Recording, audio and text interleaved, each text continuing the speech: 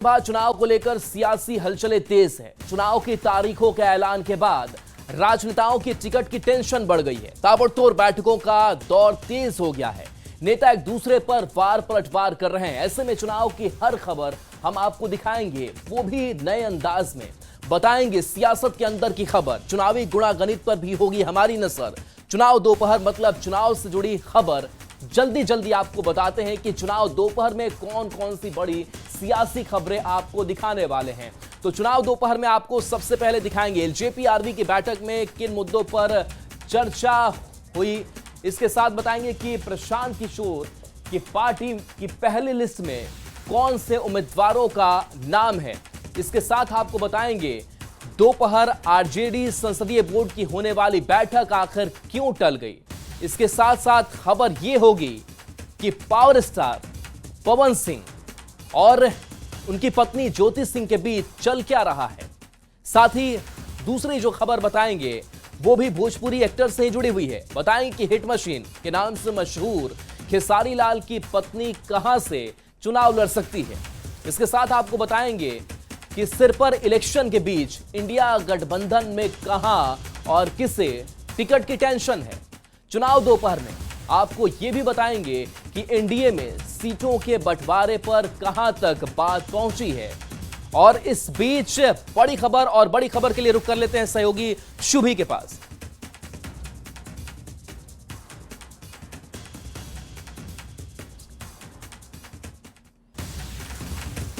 तो दिल्ली में चिराग की आवास नित्यानंद राय पहुंचे। देखिए इस वक्त की बड़ी खबर, चिराग पासवान अपने आवास में नहीं है। चिराग पासवान मंत्रालय निकल गए। जब उनसे सवाल भी मीडिया ने पूछा तो उन्होंने कहा कि और भी जिम्मेदारियां हैं जो मुझे संभालना है। फिलहाल मंत्रालय में चिराग है, लेकिन सवाल यही उठ रहा है। और देखिए इस बीच खबर की चिराग की मां से नित्यानंद की मुलाकात हो रही है। नित्यानंद को चिराग से बात का जिम्मा बीजेपी ने दिया है, लेकिन आखिर ऐसी क्या वजह रही। चिराग को जरूर मालूम होगा कि नित्यानंद राय उनके घर पहुंचने वाले हैं, लेकिन उससे पहले ही चिराग पासवान आखिर क्यों निकले, क्यों मंत्रालय की तरफ रुक कर गए, यह भी बड़ा सवाल है। क्या यह नाराजगी बढ़ रही है या फिर जिस तरीके से डिमांड करीब 30 सीटों को लेकर के हुई है चिराग पासवान की, उस पर बात नहीं बन रही है। अमितेश हमारे साथ, न्यूज 18 संवाददाता। अमितेश, हम सुबह से ये खबर बता रहे हैं कि नित्यानंद राय चिराग पासवान के घर पहुंचेंगे, बीजेपी ने बड़ी जिम्मेदारी दी है, लेकिन आखिर ऐसा क्या हुआ कि चिराग मंत्रालय की तरफ निकल गए, आवास पर अपने रुके नहीं।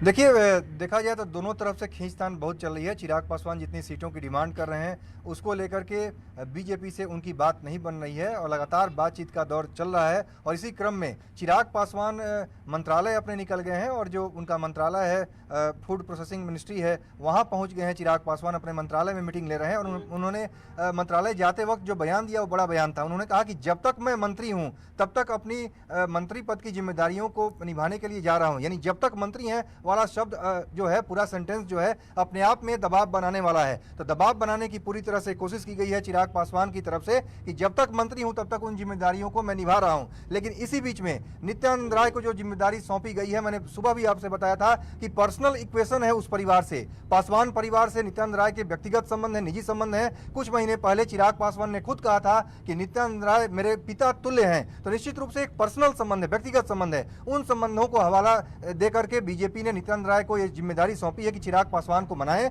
और इसी क्रम में चिराग पासवान भले घर पर नहीं है, लेकिन उनकी मां से मुलाकात करने नित्यानंद राय पहुंचे हैं और चिराग पासवान की मां से बात करके सीट शेयरिंग के मुद्दों को लेकर ही बातचीत हो रही है, हमारे सूत्र बता रहे हैं। और उसमें यह समझाया जा रहा है कि चिराग पासवान को अमितेश, लेकिन सीट शेयरिंग का जब गंभीर मसला हो तो शायद चिराग पासवान ही खुद अगर वहां मौजूद रहते वो ज्यादा बेहतर बातचीत कर सकते थे, एक रास्ता निकाला जा सकता था। लेकिन मां से बातचीत होना, चिराग पासवान का निकल जाना। देखिए, चिराग पासवान का जहां तक सवाल है, चिराग पासवान इसके पहले भी सीट शेयरिंग में काफ़ी इन्वॉल्व रहते थे। लेकिन जब रामविलास पासवान जब तक सक्रिय थे, जिंदा थे, तब तो लगातार ये बात होती थी कि रामविलास पासवान से बात करके बीजेपी के आला नेता जो हैं बातचीत को सुलझा लिया करते थे। लेकिन आज की तारीख में चिराग पासवान पार्टी के सर्वे सर्वा हैं, केंद्रीय मंत्री हैं और उन्हीं से अगर बातचीत हो रही है, बातचीत में अगर बात नहीं बन पा रही है सीटों को लेकर के, क्वालिटी ऑफ सीट्स को लेकर के, मनपसंद सीटों को लेकर के, तो निश्चित रूप से अब उनकी मां को मनाने की कोशिश की जा रही है। मां से मुलाकात इसी क्रम में हो रही है और ये बड़ी मुलाकात है, क्योंकि चिराग पासवान बिल्कुल अपने जिद पर अड़े हुए हैं। जो सूत्र बता रहे हैं उसके मुताबिक वो अपने कदम पीछे खींचने के लिए तैयार नहीं है। खास तौर से जो मनपसंद सीटें हैं चिराग पासवान की अगर बात करें तो मनपसंद सीटों को लेकर के चर्चा चल रही है। जो हमारे सूत्र बता रहे हैं उनकी तरफ से ये जरूर कहा जा रहा है कि अब कम से कम 5 लोकसभा सीट है, तो 5 लोकसभा सीट के हिसाब से भी देखा जाए तो 30 सीटें हमारी विधानसभा की बनती हैं। बीजेपी इतनी देने के लिए भी तैयार नहीं है। बीजेपी की तरफ से 22 सीटों का ऑफर हुआ है, तो निश्चित रूप से 22 सीट पर बात नहीं बनेगी। तो क्या बीच का कोई रास्ता निकाला जाएगा या मनपसंद सीटें हैं जो अमितेश जिस मनपसंद सीटों की चर्चा कर रहे हैं चिराग पासवान, जिस क्वालिटी सीट की वो बात कर रहे हैं, वो तो क्वालिटी सीट, वो मनपसंद सीटें किसी और के खाते में भी है, वो बीजेपी के खाते में है, कुछ सीटें जेडीयू के खाते में, हम की सीट पर भी नजर है। क्या इतनी बड़ी चुनौती दे रहे हैं? ये भी आसान नहीं है बीजेपी के लिए।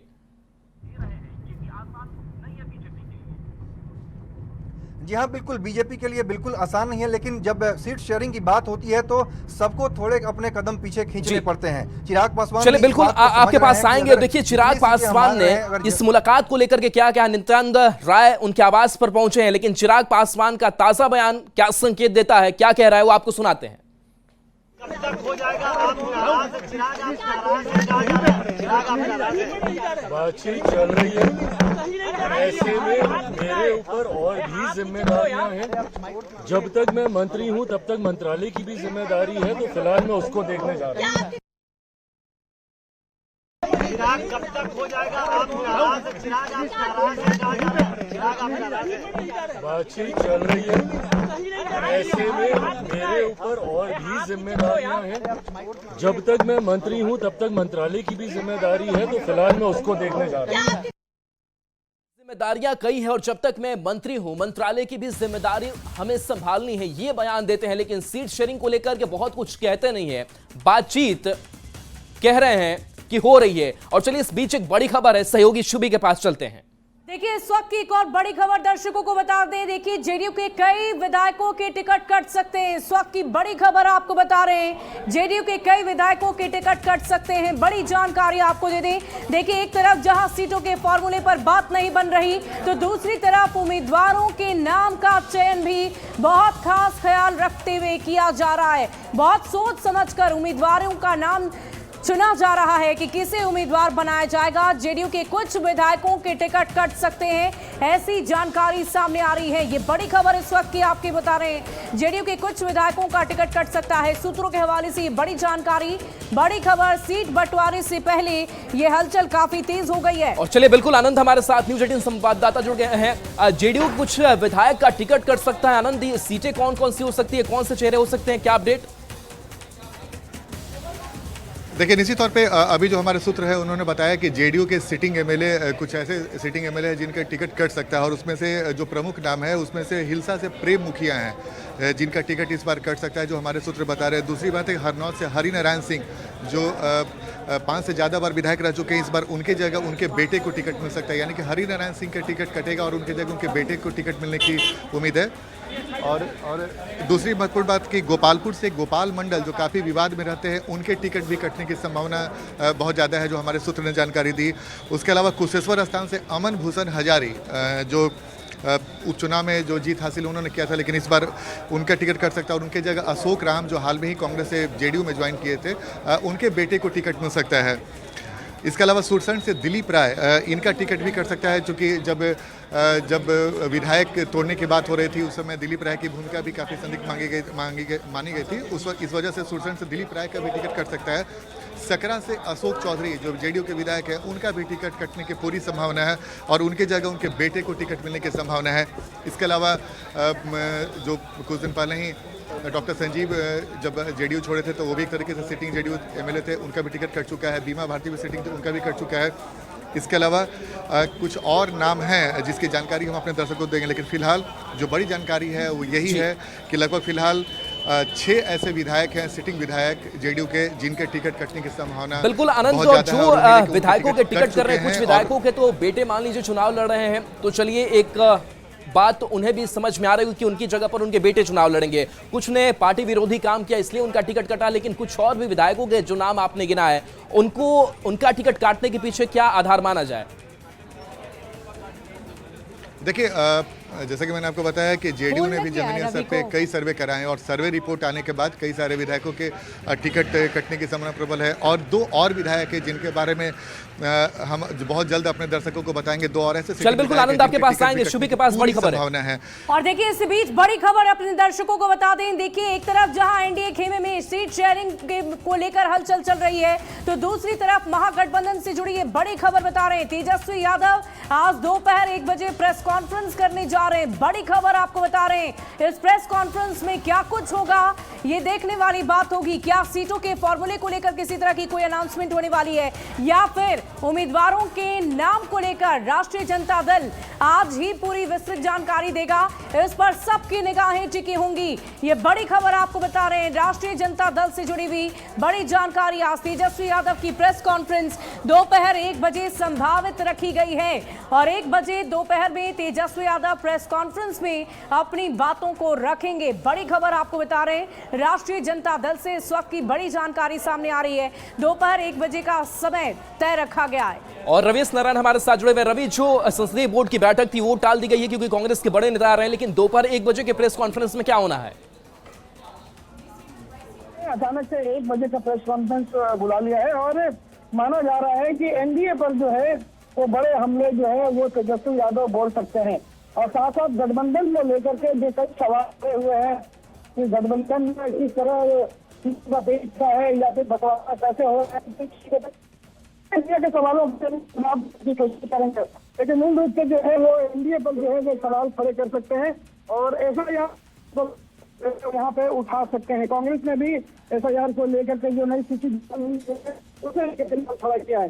ठीक मिलाकर के सीटों को पेश के साथ साथ एनडीए पर हमने बोलने की तैयारी है और देखा होगा कि 1 बजे जब प्रेस कॉन्फ्रेंस तेजस्वी यादव बुलाते हैं तो किन मुद्दों को सरगर्मी के साथ उठाते हैं। जी चलिए, शुक्रिया रवि इस तमाम अपडेट के लिए आपका। तो देखिए आज तेजस्वी यादव की प्रेस कॉन्फ्रेंस 1 बजे होने वाली है, लेकिन माना जा रहा है कि इसमें सीट शेयरिंग का बहुत मुद्दा नहीं होगा, लेकिन एनडीए पर हमलावर वो नजर आ सकते हैं। आज संसदीय बोर्ड की बैठक भी आरजेडी की थी, लेकिन उस बैठक को टाल दिया गया। कारण ये बताया गया कि कांग्रेस के बड़े नेता आज बिहार पहुंच करके शाम में तेजस्वी यादव से लालू से मुलाकात करने वाले हैं। ऐसे में जब बातचीत एक दौर की हो जाएगी उसके बाद से फिर से संसदीय बोर्ड की बैठक होगी, लेकिन फिलहाल आरजेडी से जुड़ी यही बड़ी खबर कि प्रेस कॉन्फ्रेंस होनी है। दोपहर 1 बजे तेजस्वी प्रेस कॉन्फ्रेंस करेंगे, अपने आवास पर प्रेस कॉन्फ्रेंस करेंगे। और चलिए एक बार फिर से रुक कर लेते हैं सहयोगी शुभी का। खबर आ रही है, खुद प्रशांत किशोर नहीं लड़ेंगे चुनाव। आपको बता दें कि जन सुराज की तरफ से आज पहली लिस्ट जारी होनी है और इसी बीच ये बहुत बड़ी खबर आपको बता रहे हैं। पहले ये चर्चा हो रही थी कि खुद प्रशांत किशोर भी चुनावी रणभूमि में उतरेंगे, लेकिन इस बार खुद जन सुराज के संस्थापक प्रशांत किशोर चुनाव नहीं लड़ेंगे, ऐसी जानकारी सामने आ रही है। 243 सीट पर जन सुराज के उम्मीदवार लड़ेंगे। प्रशांत किशोर सिर्फ और सिर्फ फैसला करेंगे, चुनाव के लिए रणनीतियां बनाएंगे प्रशांत किशोर, लेकिन वो खुद चुनावी रणभूमि में नहीं उतरेंगे। ये बहुत बड़ी खबर आपको बता रहे हैं। देखिए सुबह सुबह ऐसी जानकारी सूत्रों के हवाले से आई थी कि खुद प्रशांत किशोर भी चुनाव लड़ सकते हैं, लेकिन इसी बीच ये जानकारी सामने आ रही है कि जन सुराज के संस्थापक प्रशांत किशोर सिर्फ और सिर्फ रणनीतियां बनाएंगे। और देखिए इस पूरी खबर के जानकारी के साथ न्यूज़ 18 संवाददाता रजनीश हमारे साथ पटना से फोन लाइन पर हैं। रजनीश, क्या जानकारी है जन सुराज के संस्थापक को लेकर? पहले ये खबर सामने आई कि वो खुद चुनाव लड़ेंगे और अब बात ये सामने आ रही है कि वो चुनाव नहीं लड़ेंगे। बिल्कुल शुभी, देखिए प्रशांत किशोर लगातार कहते रहे हैं कि तीसरे विकल्प के रूप में जन सुराज पार्टी आई है और इसको लेकर जो है सभी 243 जो विधानसभा है वहां से इनके उम्मीदवार जो है चुनाव लड़ेंगे। दोपहर 2 बजे इसकी घोषणा हो जाएगी कि पहली जो एक तरह से सूची है उसमें कौन कौन से उम्मीदवार रहेंगे। लेकिन बता दें आपको इस बीच बड़ी खबर ये है कि जो पार्टी के सुप्रीमो हैं प्रशांत किशोर, वो चुनाव नहीं लड़ेंगे और दोपहर 2 बजे ये भी फैसला हो जाएगा, क्योंकि प्रशांत किशोर ने साफ तौर से कह दिया है कि हमारा सिर्फ और सिर्फ इरादा है बिहार बदले और इसको लेकर हम एक पार्टी को अस्तित्व में लाए हैं। पार्टी के उम्मीदवार जो हैं वो काम करेंगे। तो कुल मिलाकर ये कहें कि अधिक से अधिक सीटों पर जीत हो, इसको लेकर रणनीति बनाएंगे, जो फैसला होगा उस भूमिका में ये रहेंगे। लेकिन प्रशांत किशोर खुद मैदान में नहीं लड़ेंगे और बता दें आपको कि इसको लेकर आज दोपहर 2 बजे तक ये प्रशांत किशोर की जो राष्ट्रीय अध्यक्ष हैं पार्टी के जनसुराज के, वो ये घोषणा भी कर देंगे। शुभी, अब वाकई रजनीश देखने वाली बात होगी कि दोपहर 2 बजे जब वो लिस्ट सामने आएगी तो उसमें कौन कौन से चौंकाने वाले नाम होंगे, क्योंकि पहले ये चर्चा हो रही थी कि खुद प्रशांत किशोर भी चुनावी रणभूमि में उतरेंगे, लेकिन अब ये बात सामने आ रही है कि खुद जन सुराज के संस्थापक प्रशांत किशोर चुनावी रणभूमि में नहीं होंगे। ये बहुत बड़ी जानकारी अपने दर्शकों तक पहुंचा रहे हैं। देखिए, जन सुराज ये तीसरी बड़ी पार्टी अभी सामने उभर कर आई है और ऐसे में जन सुराज की तरफ से पूरी जोर आजमाइश की जा रही है कि किसी भी तरीके से बिहार की जनता को अपनी ओर आकर्षित किया जाए। और देखिए, संभावित लिस्ट जो जन सुराज की तरफ से सामने जारी की गई है वो है, पहला नाम पूर्व आईपीएस आरके मिश्रा, दरभंगा से इन्हें उम्मीदवार बनाया जा सकता है।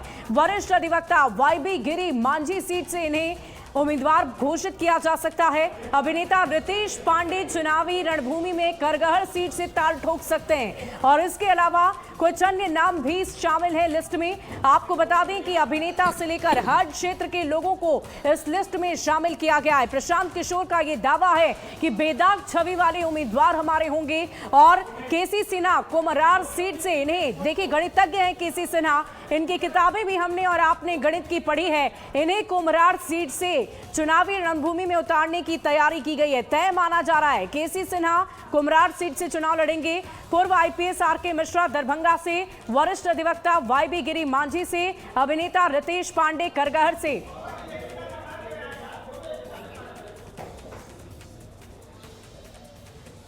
और देखिए, इसी बीच एक बहुत बड़ी खबर सामने आ रही है, बड़ी जानकारी राष्ट्रीय जनता दल से सामने आ रही है। क्या है बड़ी खबर, आपको बताएंगे। बड़ी खबर राष्ट्रीय जनता दल से, इस वक्त की आरजेडी संसदीय बोर्ड की बैठक को टाल दिया गया है। बड़ी खबर आपको बता रहे हैं, अब कल होगी संसदीय बोर्ड की बैठक। इस वक्त की बड़ी जानकारी आपको दे दें, आज कांग्रेस नेताओं से आरजेडी के नेताओं की मुलाकात होनी है। तमाम कांग्रेस के बड़े दिग्गज नेता लालू प्रसाद यादव से मुलाकात करने राबड़ी आवास पर पहुंच रहे हैं और आज ये मुलाकात कई मायनों में महत्वपूर्ण मानी जा रही है, क्योंकि दोनों खेमा, ना तो एनडीए ना तो महागठबंधन, कहीं भी सीटों का फॉर्मूला अब तक तय नहीं हो पाया है और ऐसे में नामांकन की तारीख नजदीक है। पहले फेज के मतदान के लिए कल से ही नामांकन की प्रक्रिया शुरू हो जाएगी और ऐसे में ये जरूरी हो जाता है कि जल्द से जल्द सीटों के फॉर्मूले को तय किया जाए, उम्मीदवारों के नामों की लिस्ट तय की जाए। और इसी बीच ये बड़ी खबर आपको बता रहे हैं।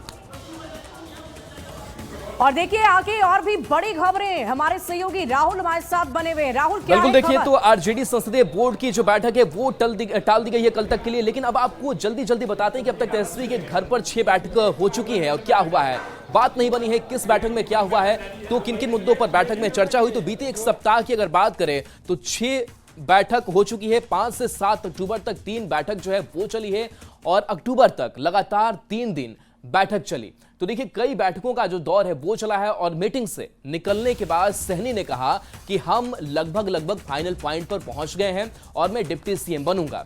8 अक्टूबर को घोषणा कर देंगे, लेकिन ऐसा नहीं हुआ और अभी बैठक का दौर जारी है। तो 5 अक्टूबर को तेजस्वी आवास पर एक बैठक होती है और उस बैठक से बहुत कुछ निकल करके सामने नहीं आता है। बैठक में सीटों के फॉर्मूले पर डिटेल्ड चर्चा की बात जरूर कही जाती है और 2020 चुनाव के प्रदर्शन को सबसे अधिक महत्व देने की बात कही जाती है।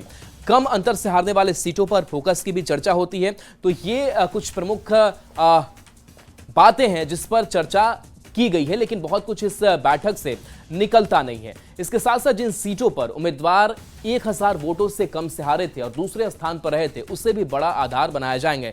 माले ने 40 सीटों की मांग दोहराई। सीपीआई की अगर बात करें, आरजेडी की तरफ से भी अगर बात करें तो ये सीटें देने को लेकर के क्या फाइनल बातचीत होगी, ये भी देखना दिलचस्प होगा। 7 अक्टूबर की जो बैठक हुई वो सबसे तनावपूर्ण बताई जा रही है। बैठक में महागठबंधन की असली समस्याएं उजागर हुई। कांग्रेस ने 3 डिप्टी सीएम का प्रस्ताव भी रखा।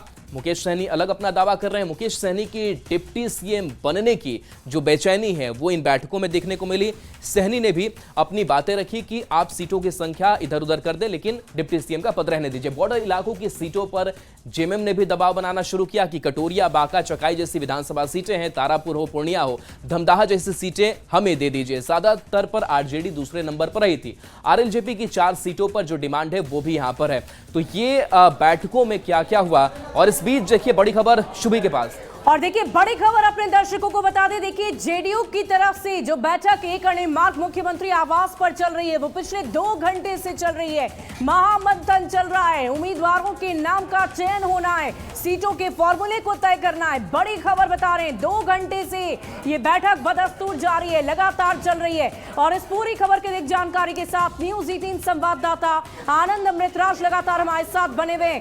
आनंद, ये बताइए कि पिछले 2 घंटे से मंथन चल रहा है, क्या कुछ चर्चा इस बैठक में चल रही होगी और क्या आज मोहर लग जाएगी नामों पर?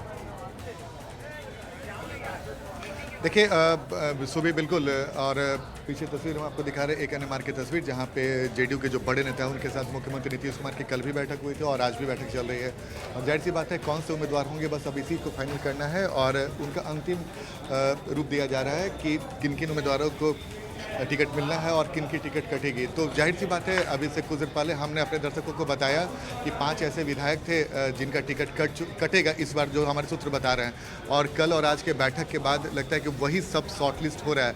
तो जो हमारे सूत्र जैसे जैसे जानकारी दे रहे हैं वैसे वैसे हम अपने दर्शकों तक पहुँचा रहे हैं कि जो इस बार सिटिंग विधायक थे उसमें से 5 का टिकट कट चुका है और इसकी आधिकारिक घोषणा भी नहीं हुई, लेकिन जो हमारे सूत्र हैं उन्होंने यही जानकारी दी है। और पिछले 2 घंटे से लगातार 1 अणे मार्ग में नीतीश कुमार अपने पार्टी के वरिष्ठ नेताओं के साथ बैठक कर रहे हैं। और जाहिर सी बात है जेडीयू अपना पूरा होमवर्क कर लेना चाहता है और जेडीयू की पूरी कोशिश है कि अपने तरफ से वो पूरी तैयारी कर ले कि उन्हें कितने सीटों पर लड़ना है, उनके कौन कौन से उम्मीदवार होंगे, कौन से उम्मीदवार का जो सर्वे आया है वो जीतने की स्थिति में। तो जेडीयू की पूरी कोशिश है कि ऐसी कोई भी गलती ना हो कि उनके कोई उम्मीदवार गलत ऐसे उम्मीदवार उतर जाएं जो जब चुनाव लड़ने जाएं तो उनकी परिस्थितियां कमज़ोर दिखे।